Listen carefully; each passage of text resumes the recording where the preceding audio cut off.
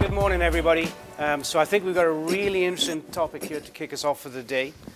It's about the career path of the future CIO. Joining me to talk about this topic, furthest away from me, we've got Chris Patrick, Morning. Global Head of the CIO practice at Egan Zehnder. Ralph Laura, who is the CTO at Roden Fields and was previously CIO at HP Enterprise. And Wendy Pfeiffer, who is CIO at Nutanix. Let's, if you don't mind, let me just make a few opening remarks and then we'll get underway, everybody. So digital transformation, as we heard a little bit from Rami earlier on, for digital transformation and in my mind, just as importantly, digital disruption, means that the role of the CIO in helping to set and, of course, implement a digital agenda for many enterprises is more vital than ever. It's been important for some time, but it can be a survival issue for some companies these days, I think. And getting the right CIO, getting the match right between the individual and the enterprise is more critical than ever before as well. So it's my view that to be successful, a CIO really needs to think as a business person first and as a technologist second. Things aren't quite as black and white as that, of course. But what I've observed over the last couple of years is that we're seeing an increasing number of CIOs that are appointed to those jobs, and they have what I'd call a non-traditional CIO background. Maybe they don't have a degree in computer science. They've come into IT through a different path. And I'd love to get a dialogue going with this group here about what are you seeing, what are your observations around CIOs, companies appointing CIOs who have a non-traditional background. Is that something that's a real trend, or are we just seeing some very visible outliers that we hear a lot about? And I wonder, Chris, could you kick us off? What's your view around this? Happy to. Thanks, Steve. And obviously a topic near and dear to my heart where I spend all of my time is helping our clients identify, attract, and develop those leaders of the future. And I think your point is a great one, because what we are seeing is that traditional kind of born, bred, and grew up within the enterprise IT function still is a majority and a lot of what we see in the CIOs today, and I think of the future. But a trend, and I think this is a trend that'll continue, is more people looking at engineering and product backgrounds as key requirements and experience they're looking for in those leaders. And I think it really follows the emphasis towards, while enterprise IT remains an important part of this role, we talked about digital, and I think that's a topic that'll continue to come up today. Digital is becoming more and more prevalent, and digital is around those product services, consumer-facing or even internal-facing, and therefore that role requires the CIO to have a wider breadth of experience. So we're seeing them tapping into engineering product groups versus those just traditional enterprise-type CIOs. But Okay. Ralph, your thoughts there? Yeah, Steve can usually count me to be, if not controversial, at least contrarian. So I would say a little differently. So I think I see lots of traditional CIOs doing kind of traditional CIO jobs, where you're still doing quote unquote transformation, which is supply chain automation and kind of polishing the ERP platform, which I think we've all done plenty of in our careers. But I think in order to be truly successful as a digital leader, you got to know something about digital. So I think having the tech chops to be able to navigate the myriad security solutions, what the OpenStack landscape looks like today, all the kind of startups in various spaces, to kind of separate the wheat from the chaff is really important. So you need to have enough technical depth to be able to manage the people that are executing in that space. So I've seen more and more people where the people that I respect in the roles that are leading and seem to be doing really well have a strong engineering or tech background, but also have managed to be the kind of folks that think differently, that are focused more on business outcome, that are focused more on relationship building. They're not comfortable or satisfied with kind of staying in the data center and kind of making the server run faster. That's what makes a difference, I think, isn't it? Wendy, any comments, observations? Well, I think the industry matters as well. I've had the role in companies that do not have technology as a product and companies that do have something technical as a product. And I think the role is viewed very differently. In companies that don't have tech as a product, then you really might be the most technical person in that boardroom or on that executive team, but you also may not find people who understand some of your challenges in that executive team. In a technical company, it's almost the opposite. You're part of a group of technologists, and you may not be the brightest one in the room. You get lots of help with your IT strategy then. Tons don't of you? help, yes. Okay. Let's move on. It's a bit of an adjacency to that first question, I think. Let's think about the CIO role as a development role for leading into future CXO type positions. So I was just doing a little research coming over on the plane, and I was reading about Tim Buckley, who is the CIO. He was the CIO at Vanguard. He's going to become the CEO early next year. I think it was just last week that Jamie Miller, who's a former CIO at General Electric, she was just announced as the new CFO at General Electric. So massive job, I think. And I think we're seeing some really good cases of where companies are using the CIO role really as a development role for people to sort of go further in the C-suite. So I'd like to sort of get your perspective on that, maybe on the merits of it or the demerits of it. Ralph, what's your opinion? I think a bit of Dickens, right? It's the best of times and it's the worst of times. So it's a great time to be a CIO or a CTO or a digital leader. There are more opportunities. You have an ability to demonstrate your aptitude and your impact on a company outside of your traditional function, which leads to these other opportunities. So if you're open, if you're given the opportunity within your company to kind of demonstrate and lead in that way, it can lead to other things. Equally, if you're not, it can lead to very different career outcomes.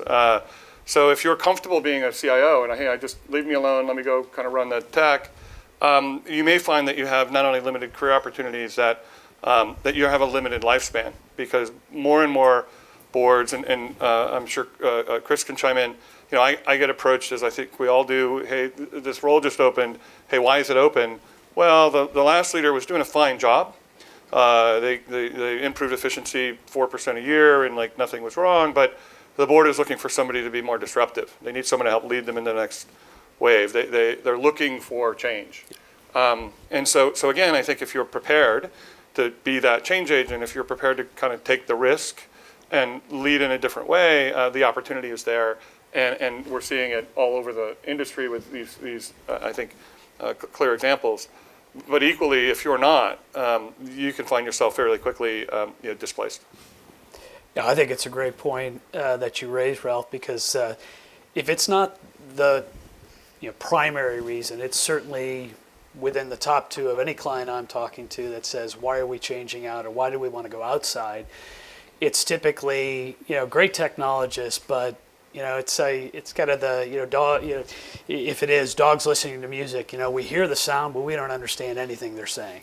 So it's really that ability to translate technology investment and align that to drive, enable, and in many cases, the best in class are shaping business strategy. So the old days of you could be a great technologist, that's table stakes. You're not going to progress, and you're not going to be the ones that people are looking at to fill those top roles if you can't tie that business context into that technology investment. To me, that's table stakes today and going forward. Yeah, and I think I would add to that. I'm thinking of the Velveteen Rabbit, where it took a little while for the Velveteen Rabbit to become real. Anyone if you remember that story? A lot of CIOs have the C in front of their name because that's the supreme title for IT.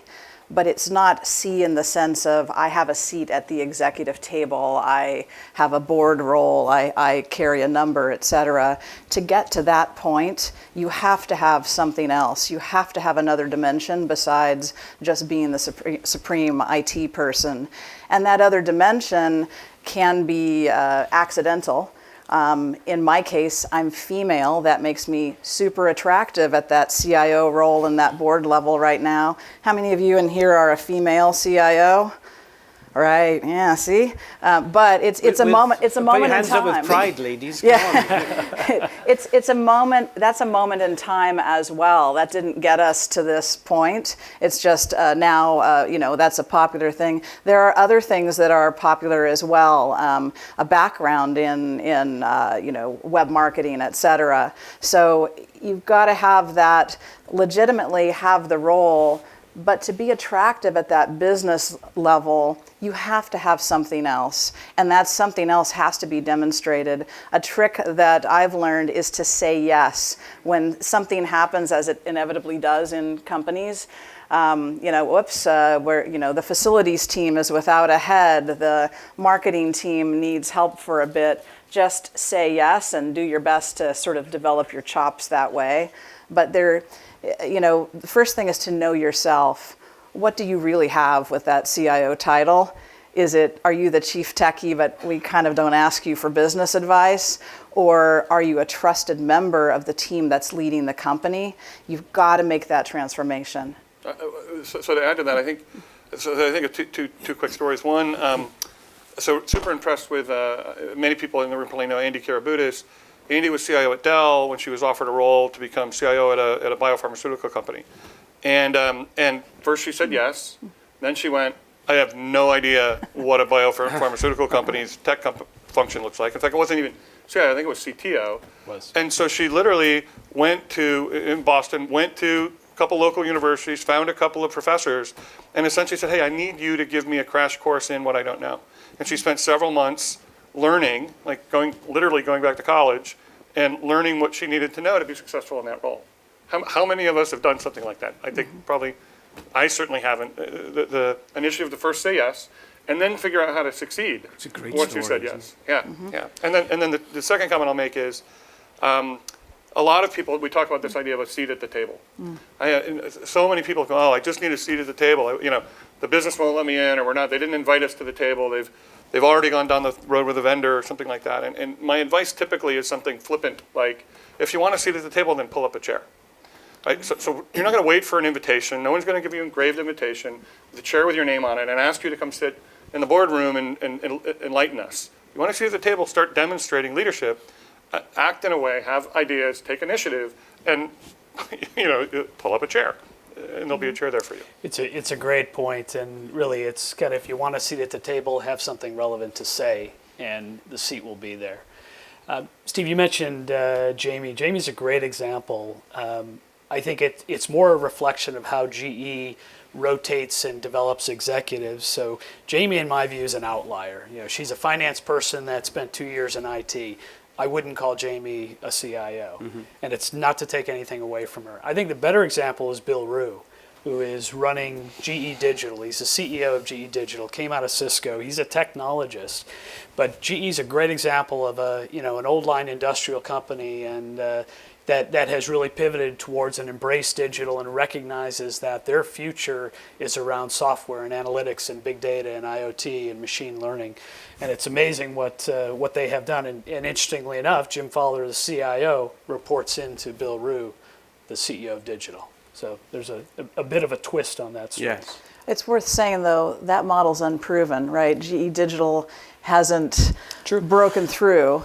And part of the rotation of executives is sort of trying to find that right fit, that right mix. That's an opportunity for all of us, since we're talking about our career path, right? When there's a company in that mode, that's an opportunity, but it also could be, the death of a career There's trajectory. risk there, isn't it? Yeah. But I mean, by the way, GE Digital, that has to work for GE, doesn't it? It has to, and I think they're in third round of leadership and investment. Back to my Dickens example. Yeah. It's the best of times. Yeah. Congratulations, you're the new CEO. But Right. it's interesting. Condolences, you're the new CEO. Right. I just had a conversation last week with a global mining company, probably one of the most non-technical companies you'd ever imagine. These guys literally dig up dirt and they sell it to China.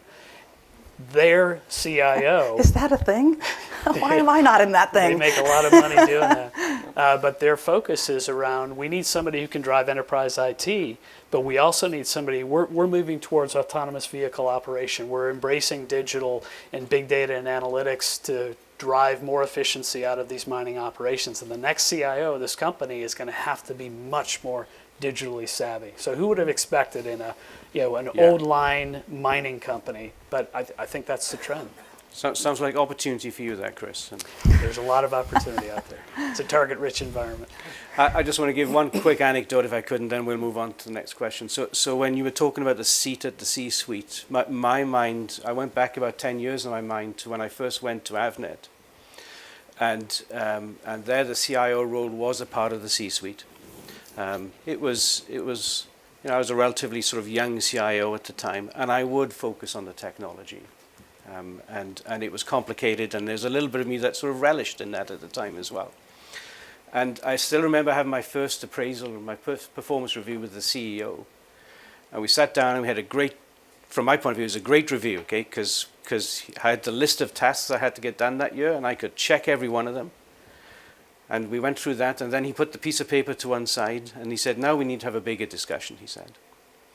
He said, you're doing everything that you're supposed to do, but actually, you're not really at this table. Okay? You're being the chief technologist at the corporation. And what I want is a business leader at this table, as much as a technologist.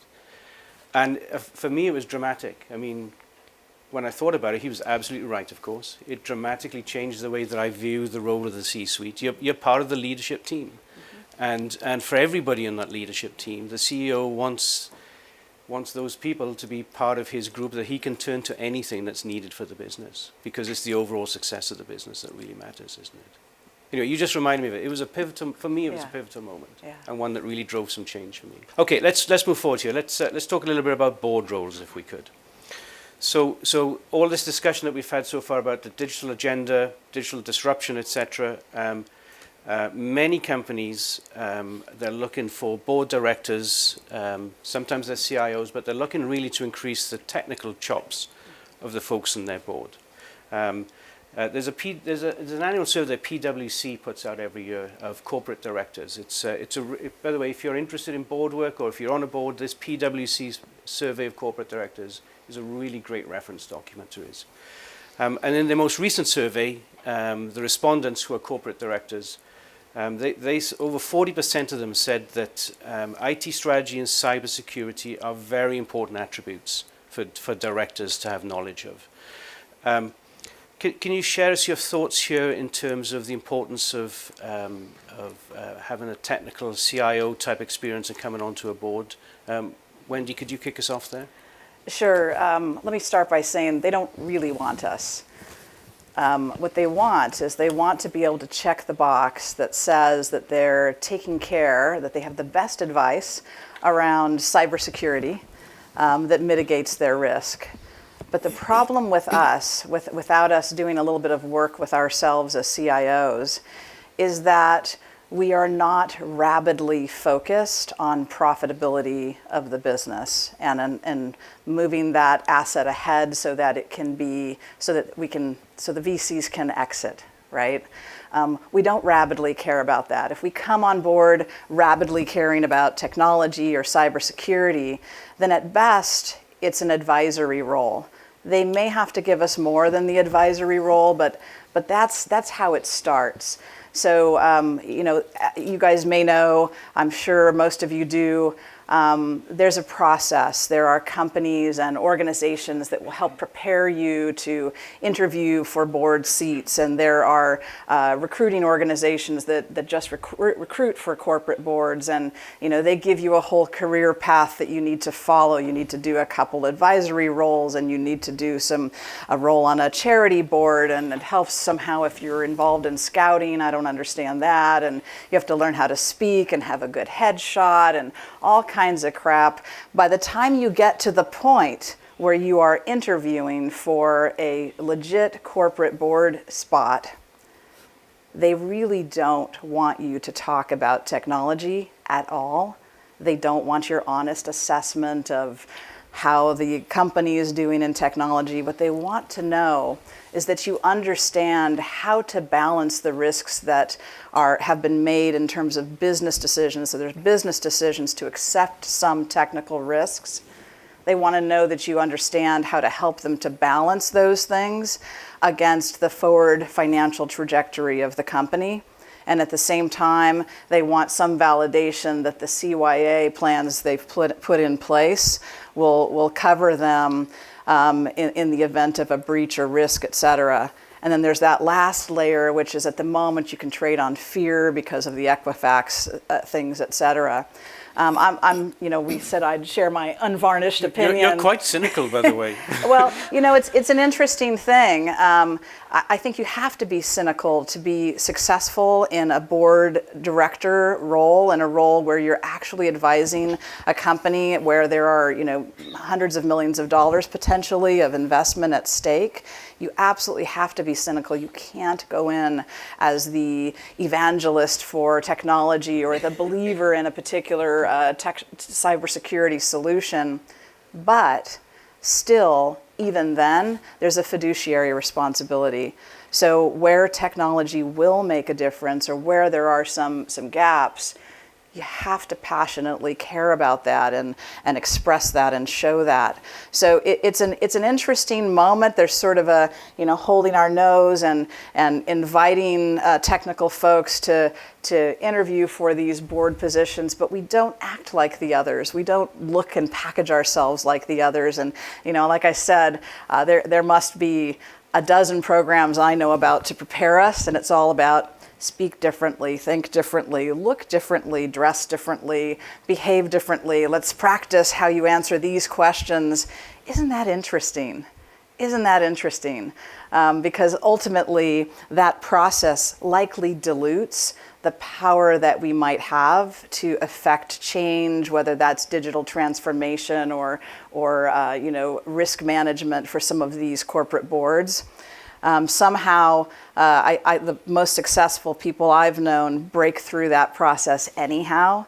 I will also add, because I'm still painfully aware, female, even harder for women to do this. If you're a female technology leader, you seem attractive from the outside, but you don't look and feel like any of the people who are already sitting on the board. And so they're not feeling that camaraderie when they speak to you. And so that's still a challenge as well.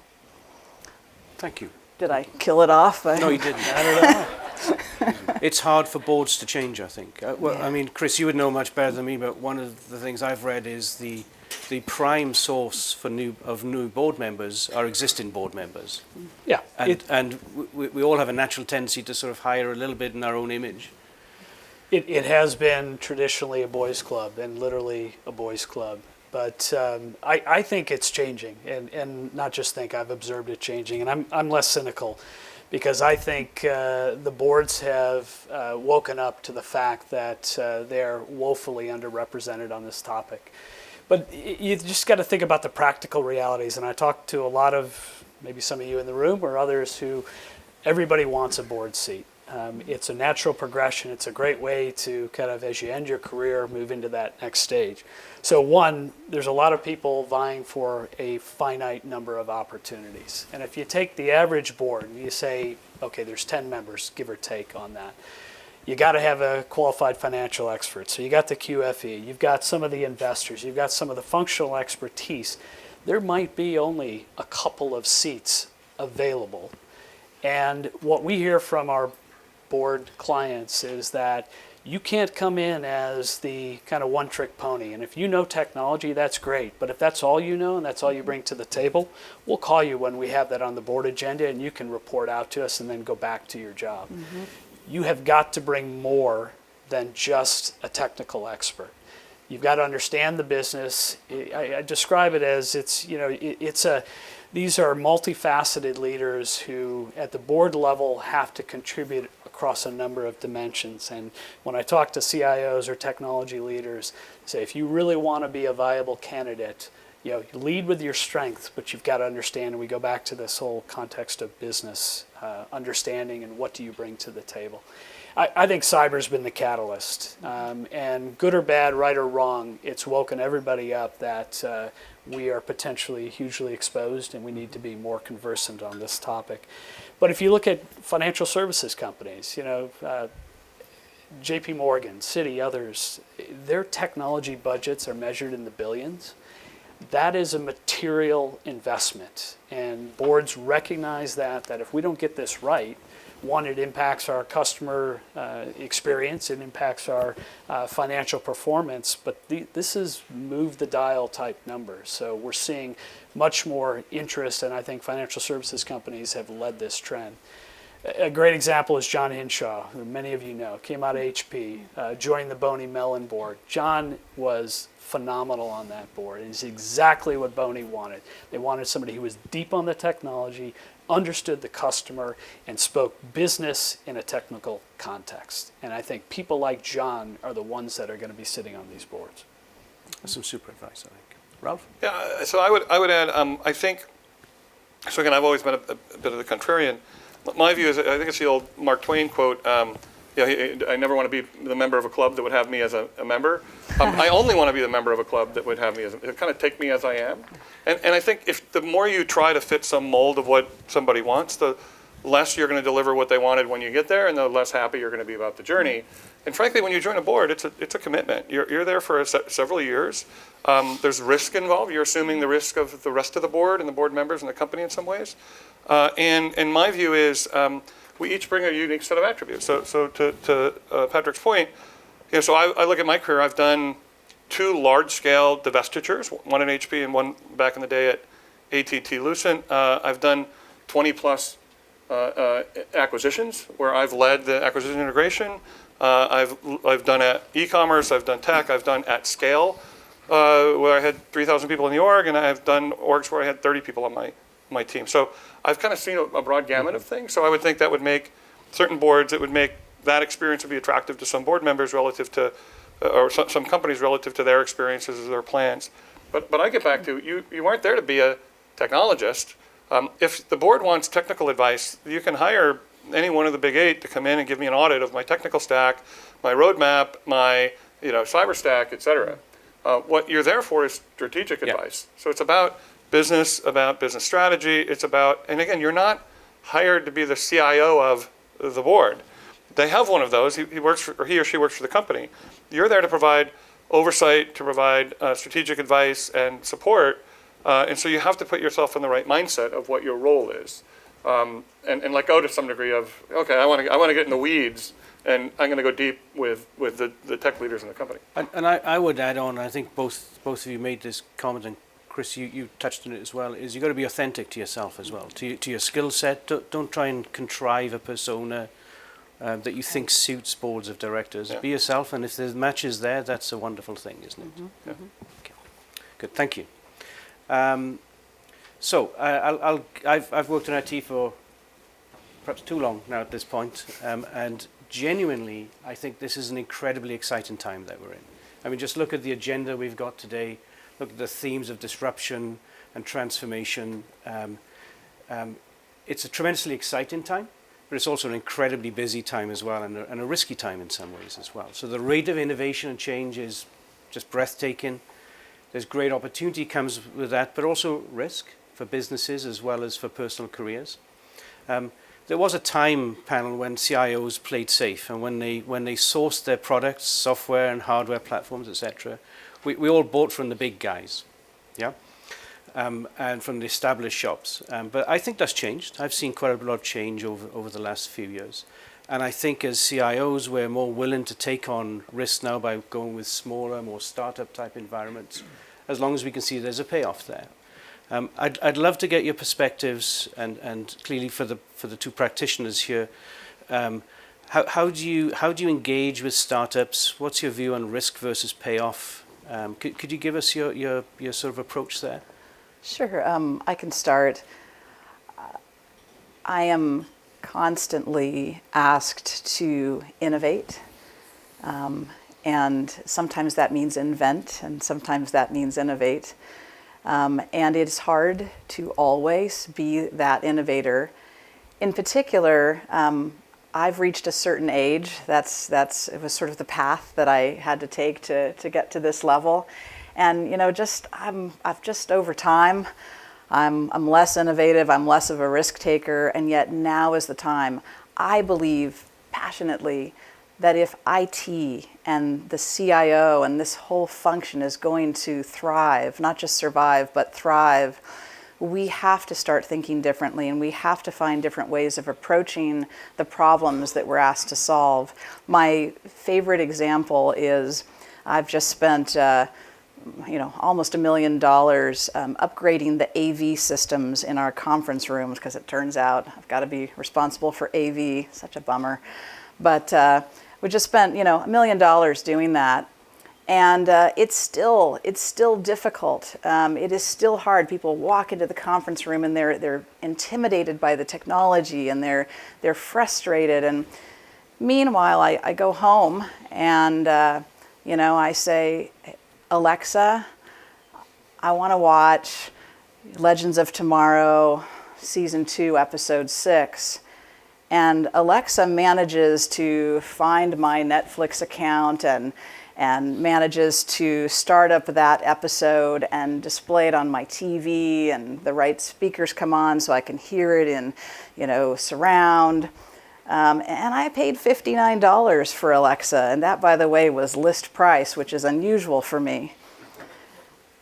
Why? Why are we stuck bringing antiquated, non-consumer technologies to the enterprise instead of noticing the wonderful technologies that are where the pace of innovation is profound in the consumer space? Anyone played Pokemon Go? Have a kid who heard of Pokemon Go? Right?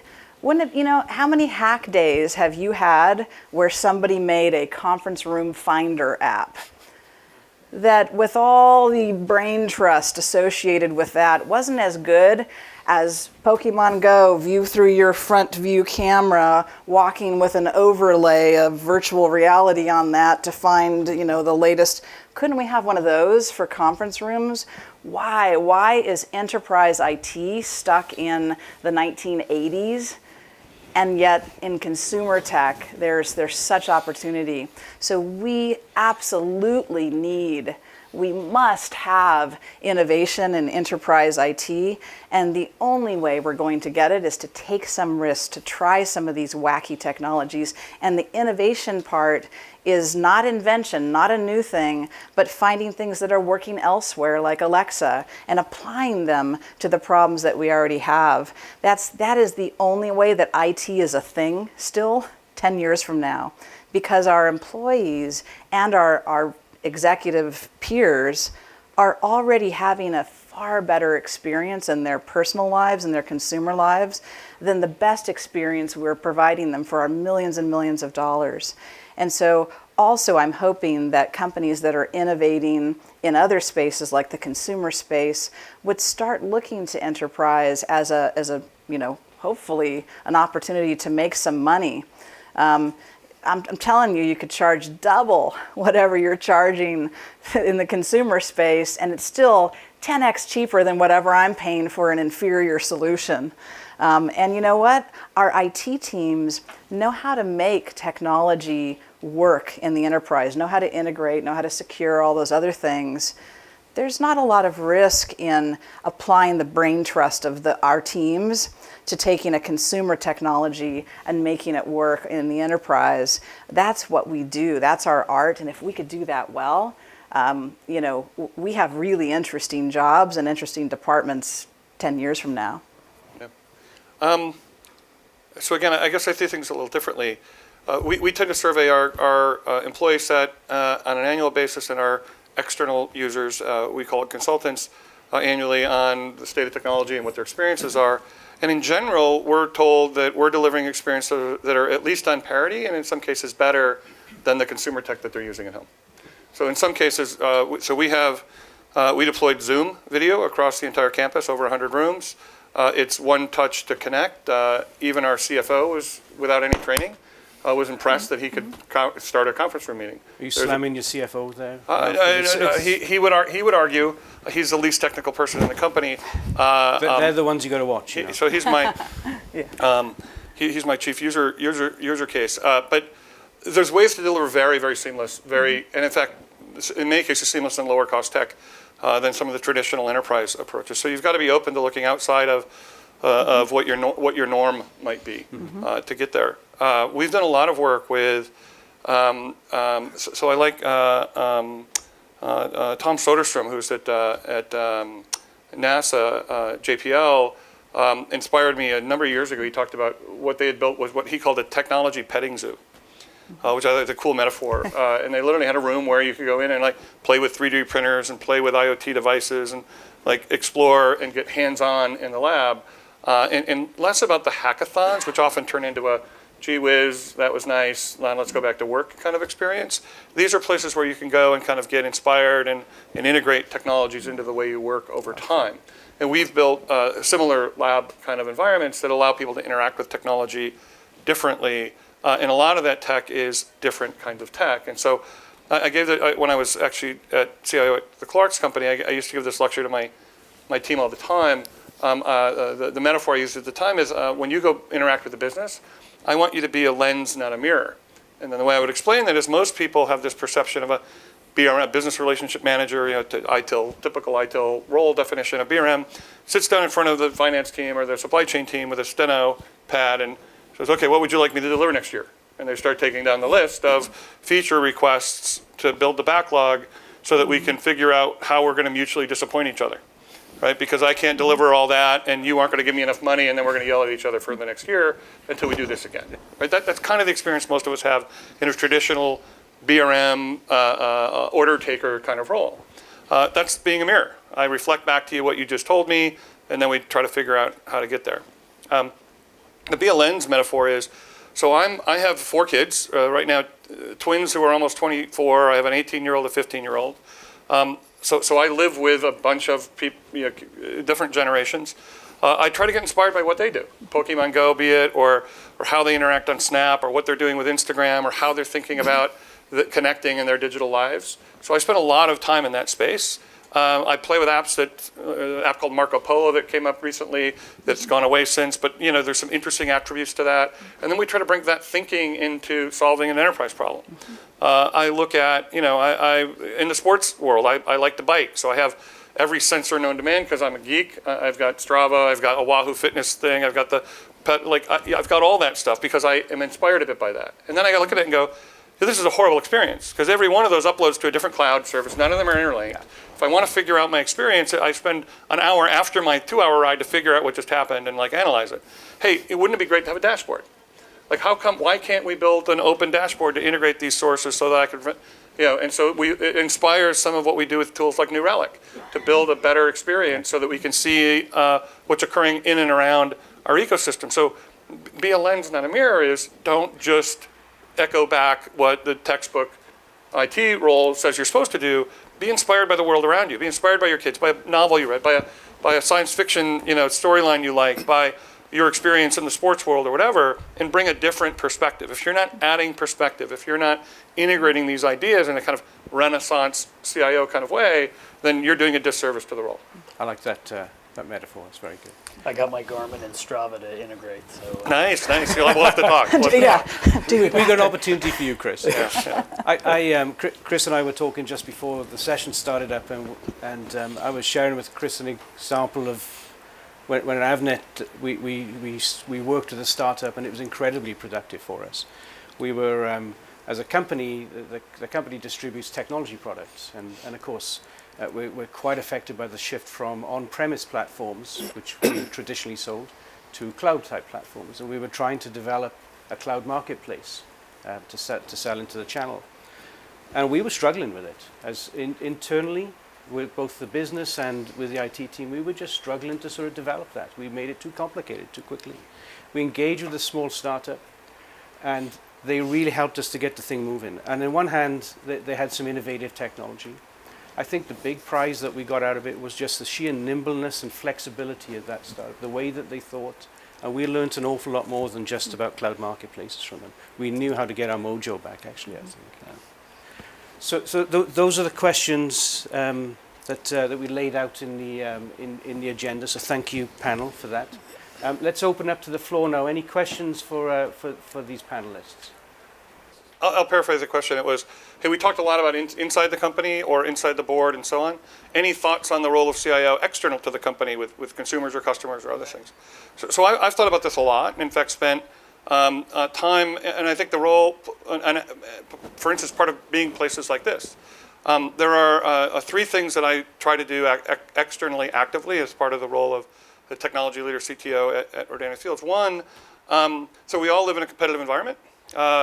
It's whatever you can do to demonstrate thought leadership, environment leadership, cultural leadership, helps attract better talent in 2 dimensions, both employees, right, because they have a choice of where they want to go.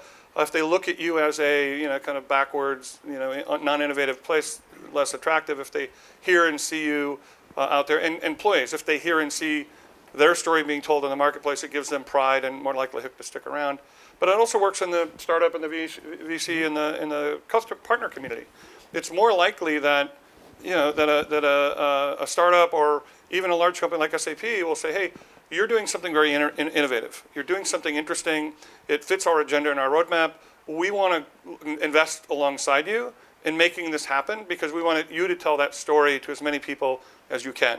So to the degree you have an external role and you have an external presence, that can be attractive to your company, both in attracting talent and in attracting partnership and co-investment around innovation and work. And then the other attribute, I think, is, again, we all get inspired from the ideas of others. So I kind of try to seek out people outside of industry, certainly outside of company. What are others doing? What are you experiencing? How is that? How can I synthesize some of the feedback and some of the stories we hear around the fire and with a couple of drinks over a tech conversation, and bring that value back to my company in a different sort of way. And then the last but not least, so we live in a role where we essentially are marketing and selling our company to our customers and consumers as they look at us as a leading company, as an innovative company, as a company to aspire to be part of and want to work with, telling our story, having them understand our philosophy, how we're approaching technology, how we're using that as a point of differentiation in the market, makes us a more attractive brand and company to the people we want to attract. Thank you. I'd jump onto that. Be the biggest user, the biggest advocate of your company's product, and if your company doesn't make a technology or an IT product, that simply requires your imagination. I worked for Robert Half. I consumed all of my temporary resources from Robert Half. I worked for GoPro. We integrated GoPro cameras into all of our training and all of our support interaction with our users. I work for Nutanix. That one's a lot easier.